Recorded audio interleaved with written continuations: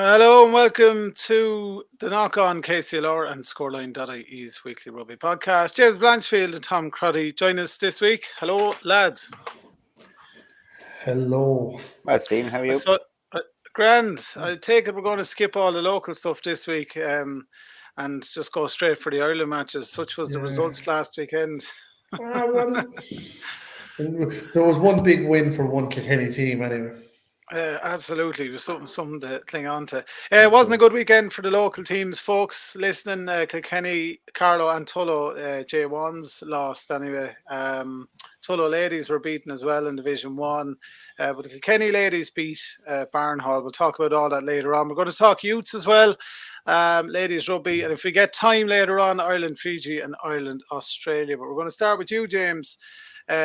This week against Boyne, close enough game. It was only 4 points separating us in the end, but was that the true tale of what happened? Yeah, I actually think it was a true tale of what happened. You know, fortunately I'm moving house at the moment, so I didn't get up there, but I've kind of looked at the video and spoken to a few people who were there, and again our own failings came back to, I won't say failings, our own weaknesses came back to haunt us. Every time we got into their half, we came out or we got an opportunity. We came back with a score. Started very, very well. Half time it was 11 points to 10 to them, and they just actually took the lead just before the stroke at half time. Then they started to go ahead, and it was tit for tat for large portion of the second half. But I spoke about our weakness, and unfortunately that Achilles heel of scrum came back to haunt us. They got a scrum penalty try, 7-pointer, and that kind of put a bit of daylight between the teams, and we came back again and got another score to put 4 points in it. You know, it's not an issue with the quality of player that we have. Like everyone that's there, we're exceptional rugby players. It's just as a club, systemically, we haven't been producing props in Kilkenny for long, for some time. We're not getting props through from youths rugby, and it's through no failing of coaches or anything like that. They're just not sticking at it. So as a club, we need to go back to first principles here, I think, and kind of put, I think, a pathway in place to help us develop props and kind of improve what we're doing, because they're not growing on trees, and we need to get props from somewhere. In fairness to the guys who were there, Abel and Rob Kelly, they did a good job. Like, I mean, as I said to you in the text messages there, as I was getting updates, we were holding our own in the scrum for a large portion of the game, but just as the game progressed, they got the upper hand and got that penalty try. We were missing two. We're missing our two centres, Podman and Joe Manuel. Irrespective of that, we still scored our tries. We came away with a bonus point. It keeps a little bit of space between Kilkenny and the bottom two, Suttonians Ashbourne and Sea Point. We have Sea Point up next. 2 weeks' time in Fookstown, so we're looking forward to that. We're going to make a big deal about that day as well. It's an important game for us in the context of the season. I still firmly believe that if we can get certain things right in our scrum, that a top 4 place is still there for us. We have a lot of rugby to play in this season yet, but with the competitive nature of an 18 league, and I'm always saying it, be it 1A or 1B, one win can drive you up the league, one loss can put you back down the league. So we need to get a little bit of daylight between ourselves and the teams below us, and then just start working on getting ourselves up the league. Great to see our seconds being in the position that they're in, though. Again, they won the weekend 18 points to 20. I won't say this time last year the seconds would have lost that game. This time last year we probably wouldn't have had a seconds team to travel to Boyne to play the game, let alone even going out to lose the game. They went up there this week as the second place team in the league. They've only lost one game this season. They're on an incredible run of form. They're up top of the second in the league now behind Ashbourne. Truthfully, they should have beaten Ashbourne and Kilkenny in the opening game of the season. So I'm going to harp on a lot about it, that the successes as a club that we will have this year, for me, can't be eclipsed by the fact that we're actually fielding an autonomous seconds team every week with no crossover up into the firsts. that is for us, and we're a big club, we're the only club in County Kilkenny.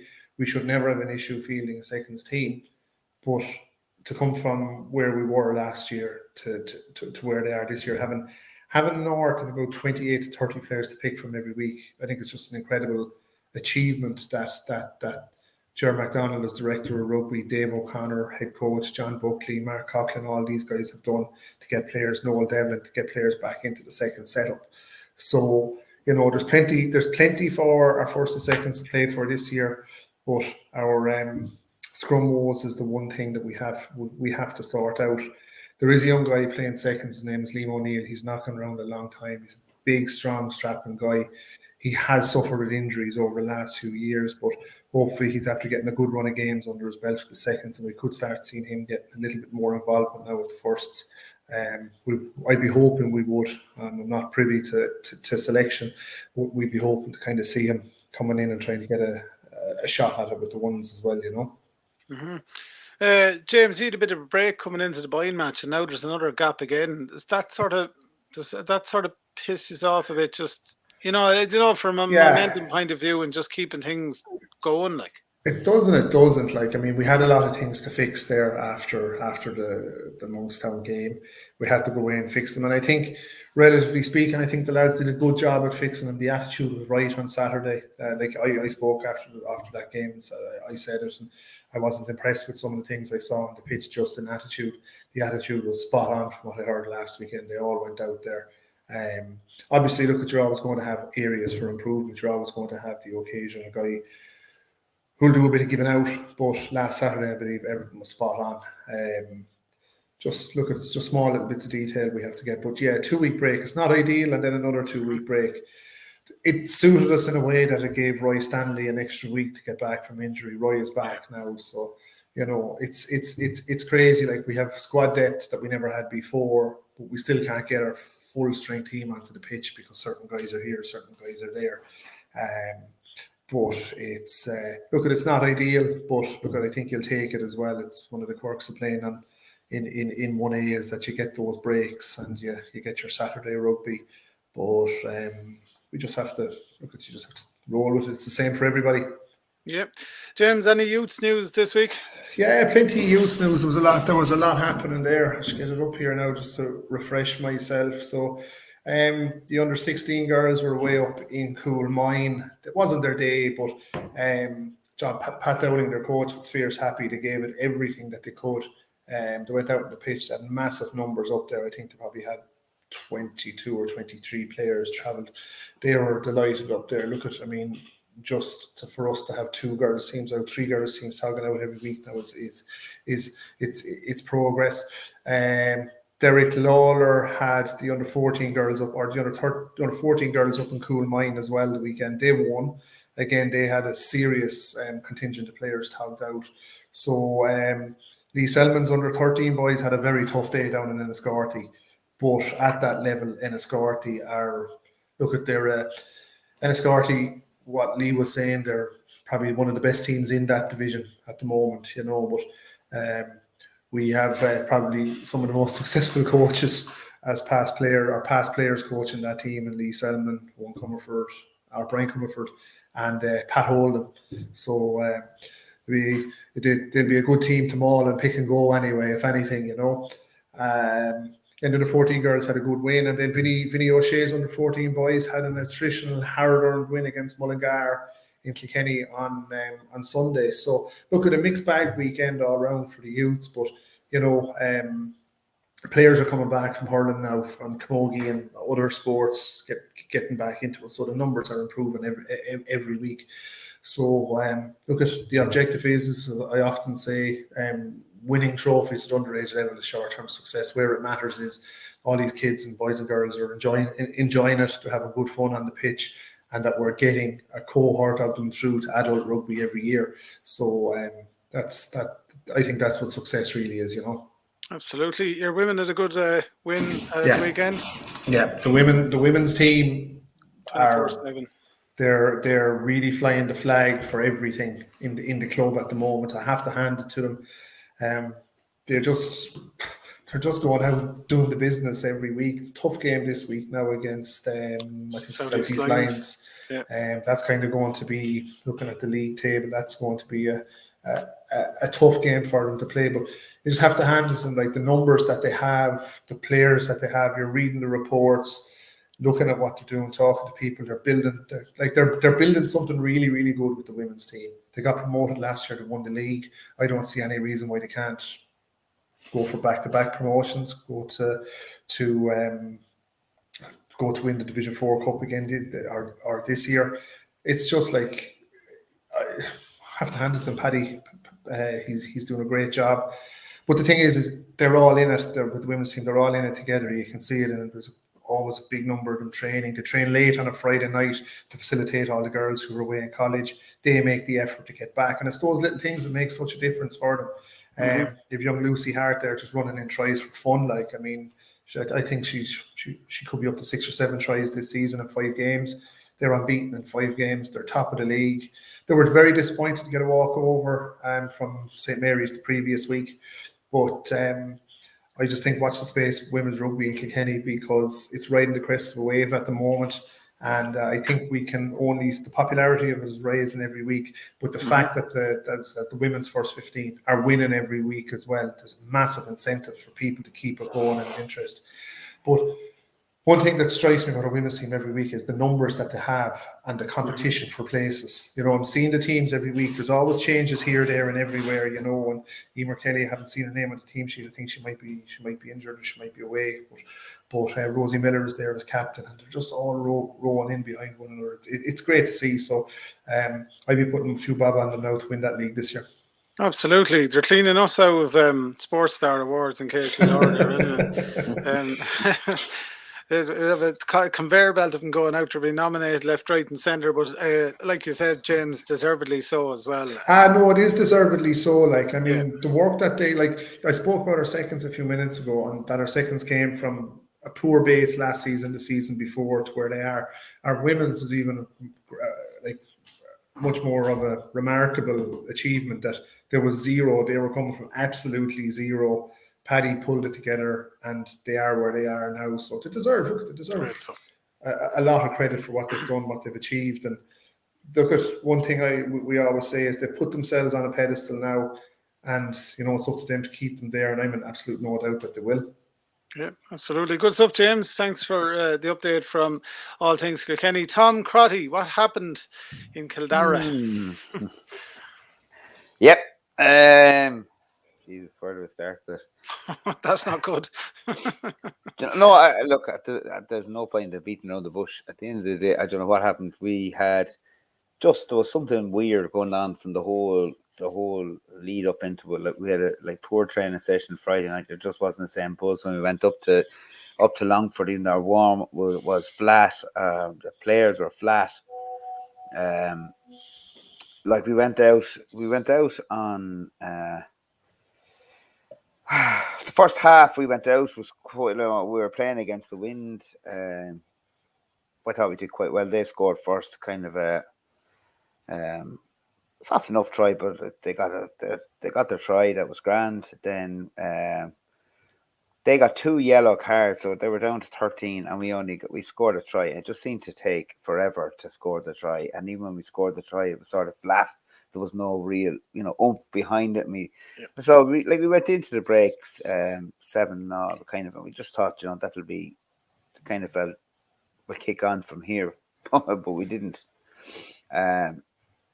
Kildare, don't take this in any way the wrong way, but they had an ignorance about them. They just, they were so positive. They just reeled around. They were a big pack. They absolutely nailed us across the park, and they couldn't react. We just did nothing. Absolutely, it was so flat from minute 1 to the final whistle. Just they played to their advantages. They scrummed well. They scrummed well. They defended well. They took their tries well. Like, we got it was an intercept try. We went to go for an intercept, and on the wing, which was just wasn't on. Like, there are things that that particular winger never would have done that on another day. but he went to try and go for an intercept, and it definitely wasn't that. And the winger just caught the ball and just went straight in under the post. Like silly things like that. Our line out was firing. Our line out has been brilliant. I have to say, Scott Neal has come up from the second. Scott was playing seconds last year. Came from Kilkenny College, like he's from Carlow, but like he played in Kilkenny College. But just was determined. He played a bit of front row in Kilkenny College. He was kind of playing back row and stuff with us. But I mean, he has been a revelation this year. He's just put his head down and. Is almost like sealing his place there at hooker. His darts are really, really good. Only for like no one played well. You know, even from the start, we lost Johnny Crosley, the winger, in the warm up because he realistically got a dunt in the ribs the week before, and look, he wasn't able to take it. He wouldn't have been able to take a hit, so we had to make a call on him. And Johnny's just. He's a live wire. He's full of energy and would be shouting and pulling. He's like his outlad stuff. He's good at the shouting. But he has that buzz. I hear Jesus, come on, Carlow. But that's gone all the way across into the Leinster juniors. He's become a legend. Johnny. He's some man now. In fairness, he's great crack and looking, and in fairness to him. But Johnny, he just missed. Yeah, there was nothing there. Like Sean Quinlan, big centre. Sean had a decent enough game, but just little things like he'd normally get the last little. He's a fantastic offloader. Like he's 6'6" in the centre, wow. And he gets his arm out. And on a normal day, he would have got away those little passes. Jeff McDermott played steady at 9. Especially in the first half, but second half then I don't know. Maybe it was coming off the bat. We haven't put 50 points on a team in I don't know how long. The week previous, it just something when I've never seen it. Look, I nearly had an argument with my son because I was getting thick with the kind of different, the whole trying to figure out where you go wrong from attitude point of view. And in fairness, like he made sense of it to me. So that's not going to happen again. It's never a case that your backs and your forwards are having a poor day. Normally, if the forwards are down, the backs are playing well, and the backs will say, "Come on, like lads, really it up." Or the forwards, the forwards will carry it. But it was just complete. It was a really, really poor game. That ignorance you spoke about, Tom. Look, that's not taken away from Kildare. Like I'm telling you, Kildare are going to take scalps. They're going to get better. And what I meant by ignorant is that they just had a doggedness about them. Yeah. And that's what I was going to say. I know exactly what you mean. They have a suit. They have a suit. Their coach suits them this year. They have a new coach in there. I can't remember the name. Coach is Leinster based. Does a lot with the Midlands and stuff. But he just suits them. He's got their pack going, and they have a phenomenal pack. Like when they smelt blood, like Benny or a prop went off, and we kind of had a mix up trying to figure out who's going to be tight, who's going to loose side. And as soon as they smelt blood, bang! So we're in there. Like they got a couple of scrum penalties. Like we were grand in the first half. Second half, we lost the ref as well for some reason. God knows why. And that's not the referee had nothing to do with the losing the game, but it means those little small calls, the one where you kind of go, that shouldn't have been a penalty, like a scrum penalty, but he was picking on, he saw weaknesses and things, and it's the same with any ref. You can't lose the ref. I don't know what happened, but we lost the ref in the second half. So it's not the winning or losing of a game, but it just means those little 50-50 calls. If you've done something, he may not give them to you, and it just having one of those days. All we got to do now is we've got this week off. We told the boys we had a good training session Tuesday. We'll have another training session Friday. We told them to go off and enjoy the weekend and come back on Tuesday, and we prepare for Wicklow. Like it's a massive game. Like we're still second. Like we came out of it. It doesn't matter. We're still a point ahead of tie. We're still second. Yeah, Wicklow's a big target now. Wicklow is now. But if we had beaten Kildare, you could come in against Wicklow and you could maybe take a losing, but if you lost, you might have taken a losing bonus point or that sort of way. But now it's a you have to win. It's becoming a really winning game. I mean, Wicklow are Wicklow are on a high. They're really starting to play well, so it's going to be a really tough call for us. We have to rally around and see what we can do. We've got to reorganise, put it back together, and go out to play Wicklow next weekend. So we got to scrap that, and that's what we've told the boys. It's done. It's just to put it behind them. I don't think Carlow will play that bad again this season. It was just really, really weird. The whole thing was. That's the only way I can describe it as is a weird atmosphere on the day. But look, it's done and dusted. Our seconds had a good win. Well,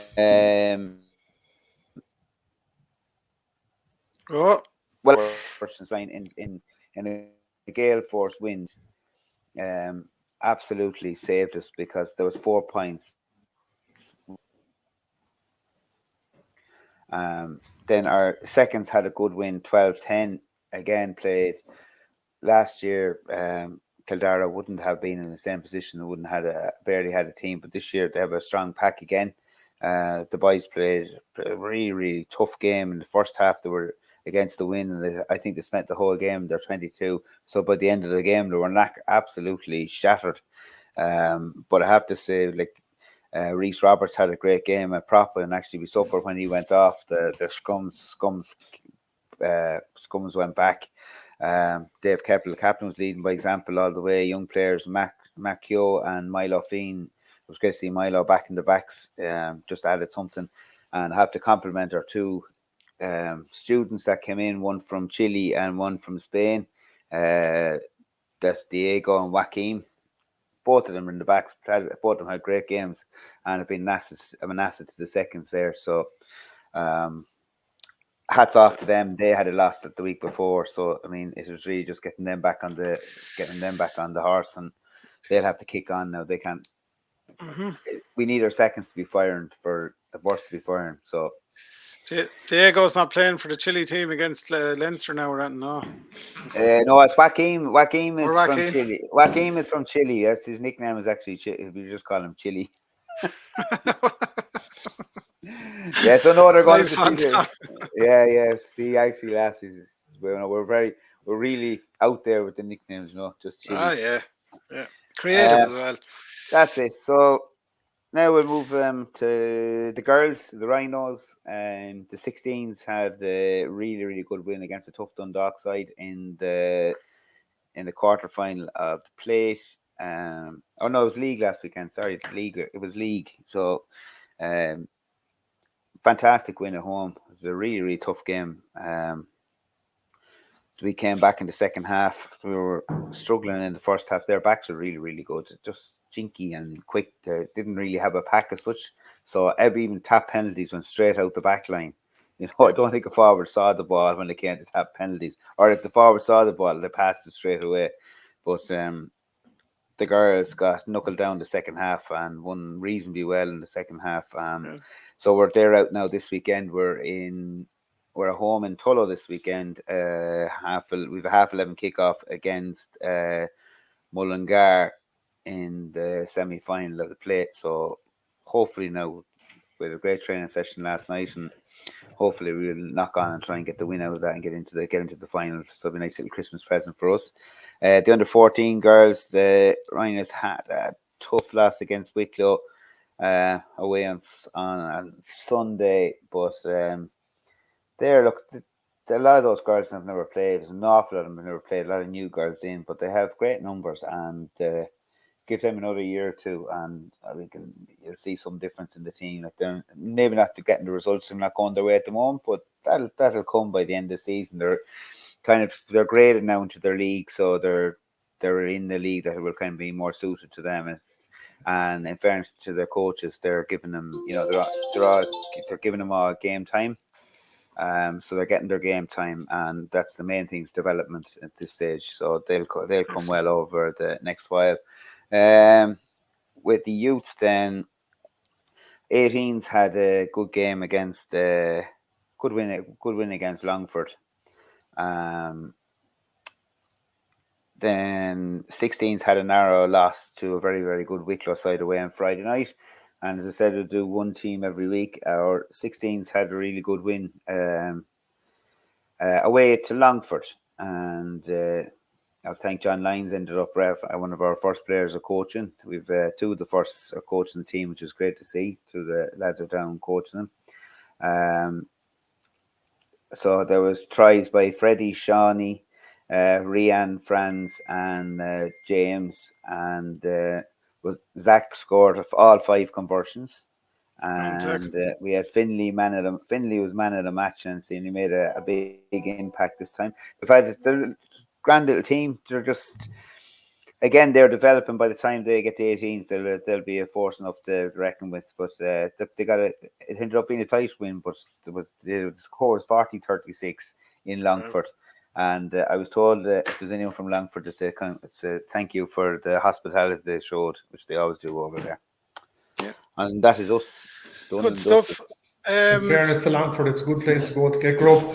It is, yeah. I know they always, in good. fairness, they always look after you. It's as I say. There's actually the president up there in Longford this year, Donna, is played with Kenny for a few years. Go ahead. Good stuff. Yeah. Good stuff. Donna MacDonald. Yeah, no, they look after us well up there, and we were up there with the seniors this year, so. Good stuff.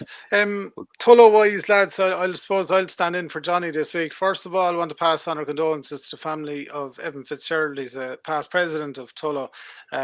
His funeral took place last week, so pass on our condolences there.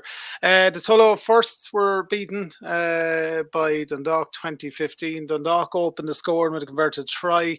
Stuck another try in after that, missed the conversion, and then Tullow got one back, but missed the conversion there. But half time, if I can find the score here, well, full time it was 20 points to 15. The half time score, had it in front of me, it's after disappearing off the screen. It was half time, sorry, it was Dundalk 17, Tullow 5, so they had a bit of a tough day at the office there for them as well. But like everyone else, they have a couple of weeks break there too. The women were beaten by Byrne 32-0 in their game. And they're at home to Dublin University this weekend. So Kilkenny are playing the South East Lions at home, and Tullow are at home to Dublin University. There was some youth games in Tullow the weekend. The under-18s travelled to Mullingar for round 5 of the Leinster League and went back to their winning ways. They won their game 31-7. So congratulations to those lads in Tullow. That's how they got on. Johnny Tobin is not with us this week to give us a few more of the bits and pieces of updates, but that's sort of a flavour of what's going on. It's too busy. Have a time. The irony is that he's flat out with rugby, so he does have to give the podcast a miss every now and again. Lads, there's a famous fella on the Two Johnnies podcast. I think his name is Paddy Fong. Paddy Fong was never around. He's never around.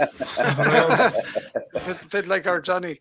I was away for 2 weeks. Apologies. You're grand. We're all busy, all different bits and pieces to go. We'll move on to just try and cover a bit of the international stuff as well, because it's a hot property at the moment. Munster, Cheney, was that last Thursday night? It was the night we recorded the podcast. Had a good win over the South African Select 15. A couple of hands put up there for places, of course, which is always great to see. Great sellout crowd down there as well, and a real feeling of that old Munster atmosphere and that as well, sort of nostalgic for people as well, but just a good night out, I suppose, for anyone to travel down. Tom, you didn't go to Páirc Uí Chaoimh, no? No, but I watched and I said, it's just typical Munster to go out and beat South Africa like that, because even after off the back of losses and not, you could see them trying to play together, and then everyone said, "Oh, geez, they're going to get hammered, they're going to get well beaten." No, I don't think anyone could see what that was coming. But they should know by now that these are the games that produce sort of like, not miracles, but it just came together for them, I think, more so than anything else. And I said that and they had the addition of, they needed that the second row, MacDonald, the Scottish, very good, really, really good. They needed that bit of oomph back in the team. They needed a bit of support and I thought Frisch played really well. Just going to say that, yeah. Really, really well. First try was super, like the offload was brilliant. His hands, he's in everything in it with quick hands. He's gone for a month now, isn't he? Huh? He's gone for a month. He has a tour in quad, I think. Oh, for God's sake, jeez, that's I give up. This is worse than Carlow. Yeah. I think all these lads need to be wrapped up in bubble. I've never seen or heard as many injuries in the last while. I've seen lads go out on the pitch and they're gone. That's it. But like Munster without their cohort of internationals, I think it was a really good performance. You know, you just hope they build on it now and get going on it. And they've Toulouse when in 3 weeks' time, is it? Yeah. December the 11th. Yeah. Yeah. And for Munster's benefit, the point is going to Bistad because he's suspended for 4 weeks for the tackle on Chisholm Colby the weekend. Ludicrous. Jack O'Donoghue did well, I thought. Yeah, Jack O'Donoghue's unfortunate that he's kind of probably one of the most consistent back row players in the country.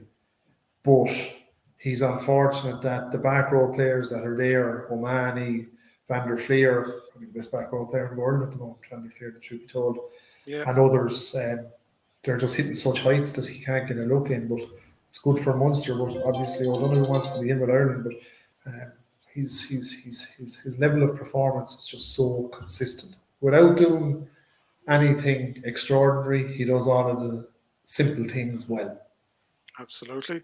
Leinster are playing Chile on Friday. We're recording this podcast on the Thursday, so if you're listening to it after that, the game has happened. But there's a couple of players from the AIL including that as well, with a sort of a youthful looking Leinster side with a couple of experienced heads in there as well. So but just it's free entry as well. It's in Donnybrook. Well, they've carried a strong bench. You know, I just say just in case they've Rox Maloney, Scott Penny, Nick McCarthy there on the bench, just in case, Yeah, that's it. Free entry if you're heading up to that. It's what time is kickoff? 2:30? 2 o'clock. Or 2 o'clock, yeah. In Energia Stadium or Donnybrook Stadium, as we call it. Ireland, Fiji, lads, what do you make of it? Bit of a weird one. Yeah, I don't know. I fell asleep. There's the quote. I went in. I watched the first 2 tries and the old eyes closed. I know I got to watch it after. I had to go back and watch it. I actually did. I actually fell asleep for the whole match. But, was that the match, Tom, or are you working flat out? Or well, I think it was a mixture between not getting recovery from work with the girls straight after work, so I was tired by the time I came in. But I think after watching the match, I kind of went, it's sort of a big anticlimax. I think those games sometimes can be a bit of an anticlimax coming off the bat, especially after watching the 2 games between Ireland and then the Munster game on the Thursday, and then I don't know, there's just flat. And as like any of the lads that went to the match kind of said, I got a couple of texts coming through. They're doing the Mexican wave now, so that shows what's happening in the game. So like the Fiji's ill discipline as well to be fed into it as well. You know, like they were, you know, what did they get? 3 yellow cards and a red card, wasn't it? Yeah. The 2 yellow cards and a red card. Like, I mean, that's going to take from any game as well. You know, Andy Farrell, in fairness, said it to him, to play against a team where you're playing against a team with a man down for the majority of the game, you're not performing well enough. But he was right. He was right. Yeah. It's not like his honesty. Yeah, and look, I think everyone is thrilled to see Jack Crowley get that under his belt. Yeah, and you feel for Joey Carby though, because he shipped an awful hit, getting the Johnny treatment. Yeah. Well, I was disappointed again. It didn't happen, but I was so looking forward to it. I thought they would have got to Gibson Park and Crowley just for even if it was only for 10 minutes, but there's kind of like the double substitution and there's a couple of players threw their hand up anyway, which is good to see. Second row, back row. Nick Timoney. I thought Kieran Treadwell did well. James, you're not a fan. No, I'm not a fan. I'm not a fan, and I tell you why I'm not a fan. He was Irish under 20s, then he went over to try and make it with England, and then he came back when he realised he wasn't going to make it with England and went to Ulster, and suddenly he's in the Irish squad.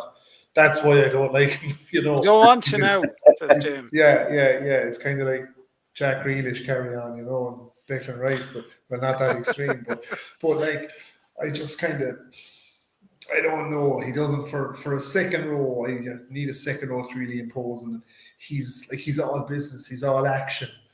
I need to see more of him to really, I haven't seen enough of him, and that's probably my ignorance rather than anything else. But I think he's lucky. I think he's lucky that other players. He's lucky that Tom Ahern is injured, if you ask me. Yeah. Nick Timoney deserved man of the match, I suppose. Very abrasive back row, very powerful fella as well. It was good to see him in action. He's playing quite well at the moment and plays well for Ulster. He plays well for Ulster regularly, a very honest type of player, So there used to be a number 6 that played for New Ross. He was teak tough. I think his name was Mick Cody was his name, and he was as hard as nails.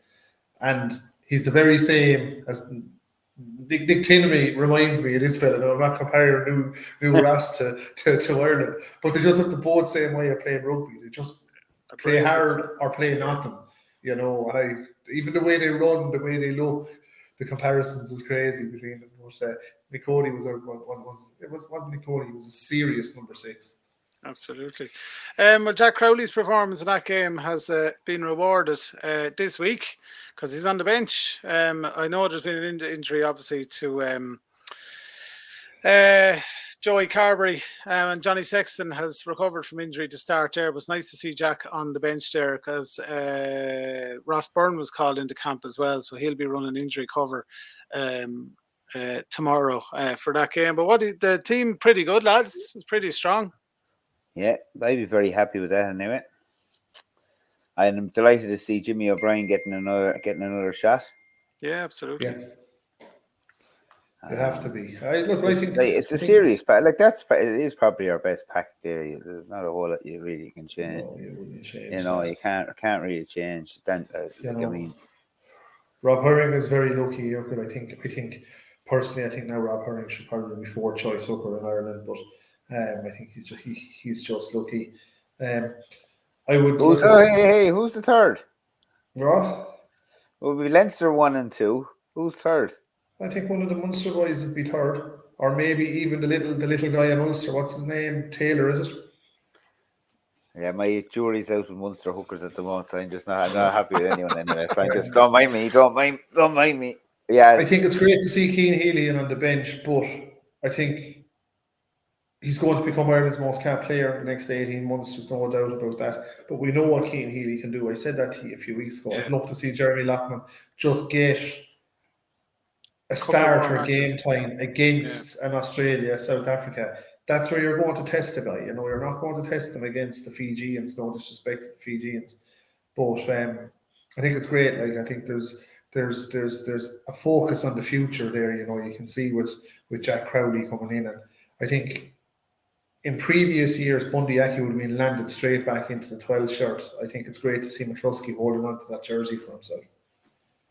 Yeah. No, absolutely.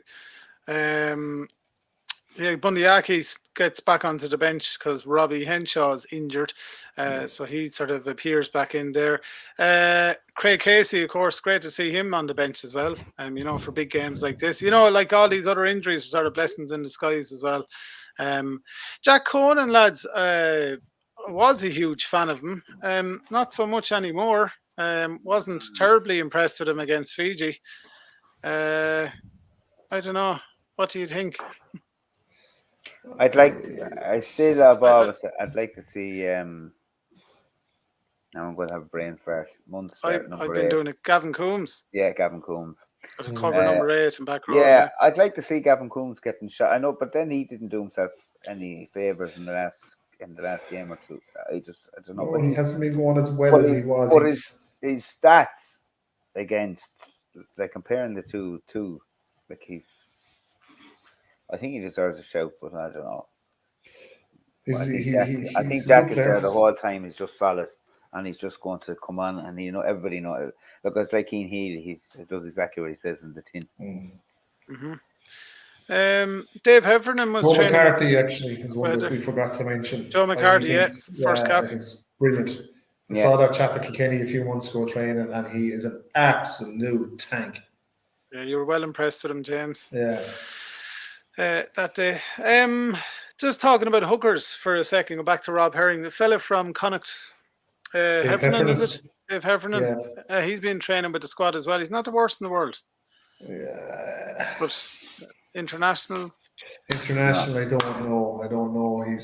He's Ali Welsh said about a fella when he was training Kilkenny, and someone asked Ali, why aren't you playing such and such? And Ali said he has everything, but he's missing something. I think there's a lot of lads out there playing provincial rugby in Ireland that they have everything, but they're missing something. Whatever that something is, I don't know. But I just think for me, I watched them a few times this year with Connacht when the pressure was on and a few line-out throws. God bless him, he was throwing them around corners, And a bit squiggly. But the only way you get the exposure is, to do it. Yeah. Good. Stuart McCluskey, good to see him being started again, of course. And that goes with form and the whole thing. Yeah. Brilliant start against South Africa. Yeah, absolutely. There's not much you can complain with there. Well, long term at Loosehead. Who are you talking behind Cian Healy or the 1, 2, 3, 4 pecking order? Because it will become an issue. Like if Cian Healy gets injured soon, who are you looking at? Like Dave Kilcoyne doesn't seem to be. He seems to have fallen out of favour. Yeah, I think Lockman is another. Lockman, sorry, Lockman can play both sides. Lockman can play both sides, and fellas like him are worth their weight in gold. They're like hen's teeth. Do they like versatility though with props with being able to cover both? I don't know.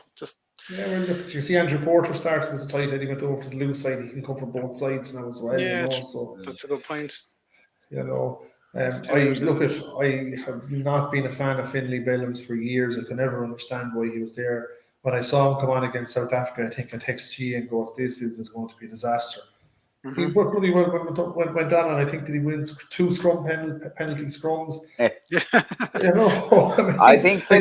think Finlay Bellams is after coming on seriously. Is he has his scrummaging ability. Like he's not a big. He's biggish man, but he's not a big man as tight heads go. But he's definitely has come on leaps and bounds. I mean, he did it against Munster. Didn't he get 2 penalty tries or 2 penalty scrums against Munster as well? Yeah. So that was on Kilcoyne. Yeah, absolutely. Something up with Kilcoyne because he was that second choice Loosehead for a long time, and he's. You see, they like Kilcoyne because he was nippy around the park as well, but I don't know, it just doesn't seem to have progressed. I mean, he's getting on now as well, so it's not. I don't think he progressed to what we thought he was going to be. Mm-hmm. Good. A good team. Looking forward to that match, lads. Saturday evening. And Tom Paddy Patterson came good for you anyway. No. I must have been the haircut. His post-match interview was great. I had no real issue with him, but my son didn't rate him at all going down and saying what. But even he had his words there. He has improved big time, I think. Yeah. But see, I think sometimes when someone gets a big stage, as in, he's going to be chasing like either Conor Murray. If he doesn't start performing, if he doesn't perform in Munster, he's going to find himself in 3rd place. Yeah. Because, and I'm still, my jury's out on Craig Casey. I'm sorry now. I know he's young, but I don't know. Sometimes you're not sure. I don't know about his game. I don't know about controlling the game. I think he's got an amazing pass, quick pass. He's energetic. He brings energy on, but. Let's wait and see on the next while about his decision making because I'm the same as this time last year. I was ranting and raving on it because it was the new shiny kid on the block, But I think his game management, I agree fully with you. So Luke McGrath has stepped up his game a bit this year, so there's always a threat there waiting in the wings. So to see what happens there, lads. I think we'll wrap it up there.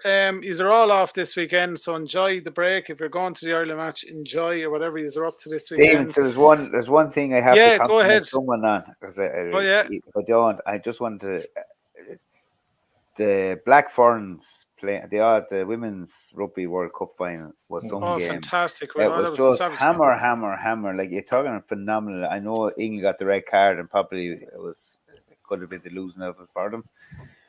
But I have to say, if any team wants to see just the decision they made, the Black Ferns made in the last call, one of the last calls of the game, where England got into the corner. They'd already got 3 maul tries, and it was 2 points in the game. And the Black Ferns went up for the ball, competed 5 meters out, and they turned it over. And to have the balls to compete on the last play of the game, I just have to say it was one of the most amazing pieces of rugby I've seen in a long time. And I just couldn't let a podcast go without saying fair juice. Yeah, 100%. I thought it was as tough a game as any man's game. But I just thought I had to mention that last bit that they did, to have the balls to do what they did. Was fantastic. Absolutely. Indeed. Congratulations to them. Lads, have a good weekend. Enjoy. We'll be back same time next week. Analyse the Ireland matches and everything else. Have a good one. See you, man.